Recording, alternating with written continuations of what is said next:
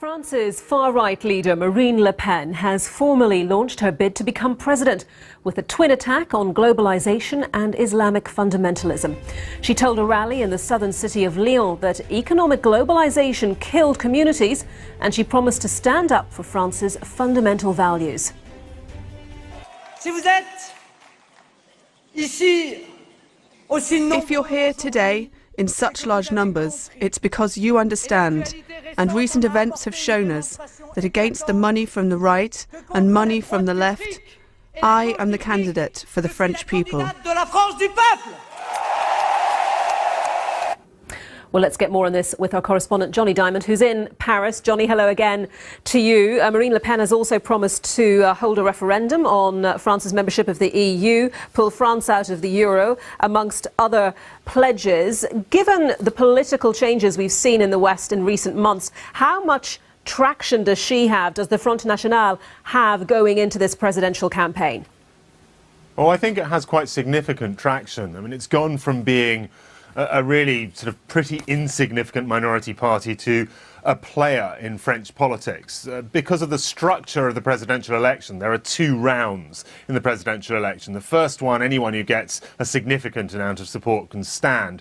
Marine Le Pen looks like she's going in as the front runner in that first round and looks almost certain to go through to the second round. A significant success. And this speech was, well, I mean, if anyone was expecting a move to the centre or any sense of compromise, there was none of that. This was about throwing out chunks of political red meat to her supporters, and they loved it. I have to say, it was interrupted by standing ovations and wild applause and cheering and stamping of feet and the phrase "on va gagner," we're going to win.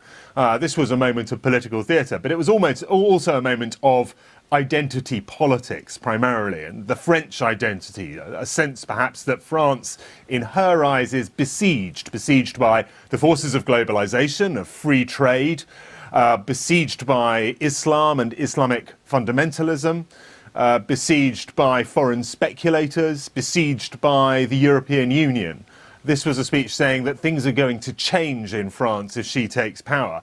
It has to be said, it is unlikely, highly unlikely at this stage that she is going to take power, because even if she does get through the first round, which I think is quite likely, she will struggle in the second round against a single opponent to gain a majority of the French people. Her voice, her message clearly resonates with a significant number of people who feel the parties of the right and left have ignored them, and that the consensus between them has somehow left a number of French people out. But it does not convince a majority of the French, certainly not at the moment, and not unless something changes very, very strongly in the next few months.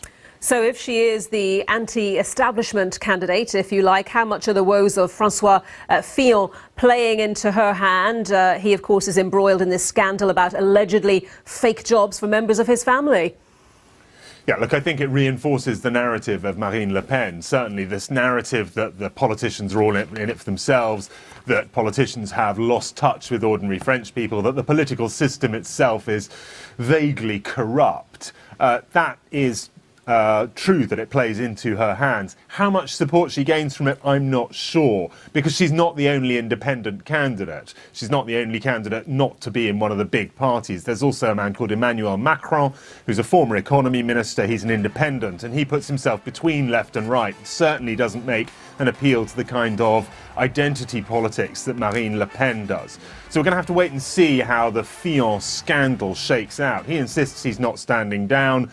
Support is leaching away from him. We'll have to watch and wait to see which way it goes. But this was a strong start for Marine Le Pen, and I think her supporters in Lyon will go up very much fired up by her words. OK, Johnny, thank you very much. Johnny Diamond in Paris. We will make America great again.